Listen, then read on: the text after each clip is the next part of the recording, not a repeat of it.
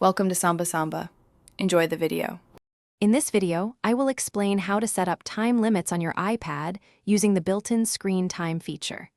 This powerful tool helps you manage how much time is spent on your device, promoting healthier digital habits. First, open the Settings app, then scroll down and tap on Screen Time. You can also set a 4-digit passcode to prevent changes to your settings. Next, let's explore app limits. This feature allows you to set daily time restrictions for specific apps or entire categories, such as social or games. For example, you could allow 1 hour for social media apps.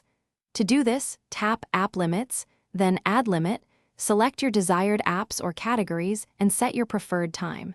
You can even customize these limits for each day. Downtime is perfect for scheduling screen-free periods, like during meals or bedtime. When downtime is active, only phone calls and apps you've explicitly allowed will be available. To set it up, tap Downtime within Screen Time, then toggle on Scheduled. You can choose to set the same schedule for every day or customize it for specific days of the week, ensuring a balanced routine.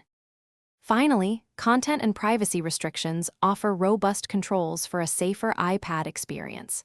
You can block inappropriate content, manage app ratings, and prevent changes to important privacy settings.